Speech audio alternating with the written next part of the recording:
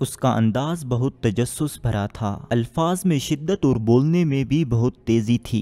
ادھر ادھر کی باتیں کرنے کے بعد اس نے ایک انوکھا سوال میرے سامنے رکھ دیا، سر آپ کیا کرنا چاہتے ہیں؟ میں نے بے پرواہی سے کہا کچھ خاص نہیں۔ وہ دوبارہ بہت جلدی میں بولا، نہیں سر، کچھ تو ہے کہ کبھی آپ اپنے کالموں میں کامیابی کے سربستہ راز بتانے لگتے ہیں، کبھی اخلاقیات کو نئے انداز سے بیان کرتے ہیں، اور کسی دن تقدیر ساز فیصلے کرنے پر مجبور کر رہے ہوتے ہیں۔ یہ سب آپ کیوں لکھ رہے ہیں؟ میں نے اس کی بات کو نظر انداز کرتے ہوئے اس سے یہ سوال پوچھا کہ آپ مجھ تک کیسے پہنچ پائے، حالانکہ آپ میرے شاگرد نہیں ہیں۔ وہ فوراً بولا کہ سر آپ کے کالم پڑھنے کی وجہ سے، کیونکہ میں یونیورسٹی میں پڑھتا ہوں تو وہاں آپ کے کئی شاگرد آپ کے کالم کی فوٹو کاپی بانٹتے ہیں جو مجھ تک پہنچ گئی۔ مجھے یہ باتیں بہت متاثر کن لگیں، اس لیے آپ سے ملنے کو دل چاہا اور میں چلا آیا۔ میں نے کہا یہ باتیں اور یہ راز آپ تک پہنچانے کے لیے ہی تو میں انہیں کالموں میں شامل کر رہا ہوں۔ وہ جنونی انداز میں بولا، مگر سر یہ باتیں ہماری قوم کو کہاں سدھاریں گی؟ ہمارے ہاں تو آوے کا آوا ہی بگڑا ہوا ہے، یہاں تو انقلاب آنا چاہیے، کیونکہ انقلاب ہی اس قوم کا علاج ہے۔ نوجوان کی دلیل بڑی واضح اور جذبات سے بھری ہوئی تھی۔ میں نے چند لمحوں کا وقفہ لیا اور اپنے سوچ کے دھارے کو اس نوجوان کی نا امیدی دور کرنے پر راغب کیا۔ اب مجھے بولنے کی جلدی بھی تھی اور میرے جذبات میں شدت بھی تھی، کیونکہ مجھے اس نوجوان کی برین واشنگ کرنا تھی۔ آخر میں نے سکوت توڑا اور بولا، بیٹا کہتے ہیں جنگل میں آگ لگ گئی، اور اتنی خوفناک آگ دیکھتے ہوئے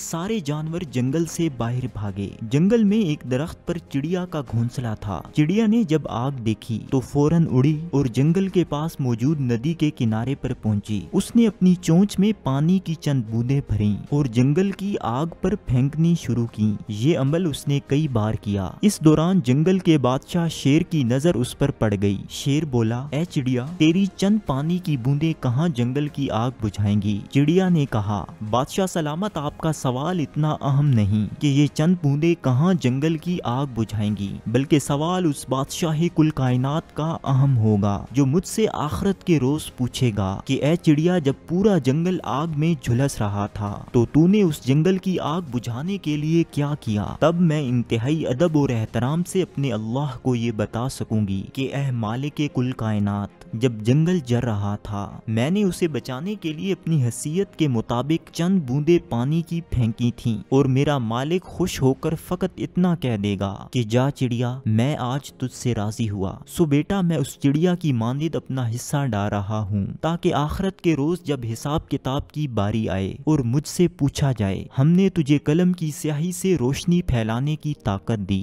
اور تیری آواز کو دوسروں تک پہنچنے کے قابل بنایا، تو بتا تو نے اس سے کیا کیا؟ اس وقت میں اپنی حقیر سی کوشش پیش کر دوں گا، اور میرا مالک اتنا غفور الرحیم ہے کہ وہ چڑیا کی چند بوندوں کی مانند میری اس حقیر کاوش کو بھی قبول کر لے گا۔ بات ہار اور جیت کی نہیں ہوتی، بات فقط قبول ہونے کی ہوتی ہے۔ اللہ اگر چڑیا کے بچے کو ہمت دے دے تو وہ شہباز کی آنکھیں پھاڑ دیتا ہے، وہ چاہے تو فقط ایک تنکا کسی بڑے صاحب بینا کی بینائی چھین سکتا ہے۔ مالک کل کائنات تو ایک حقیر مچھر کی مدد سے نمرود جیسے شہنشاہ کو ذلت کی موت دے سکتا ہے، اور وہ اپنی حکمت دکھانے پر آئے تو کمزور مکڑی کے جالے کی مدد سے اپنے محبوب صلی اللہ علیہ وآلہ وسلم جو وجہ تخلیق کائنات ہیں کو حفاظت فراہم کر سکتا ہے۔ کیا پتا کسی عبادت گزار کی تکبر والی عبادت قبول نہ ہو، اور کسی گناہگار کی عاجزی و ندامت کے دو آنسو اسے بھلے لگیں اور وہ اسے بخش دے۔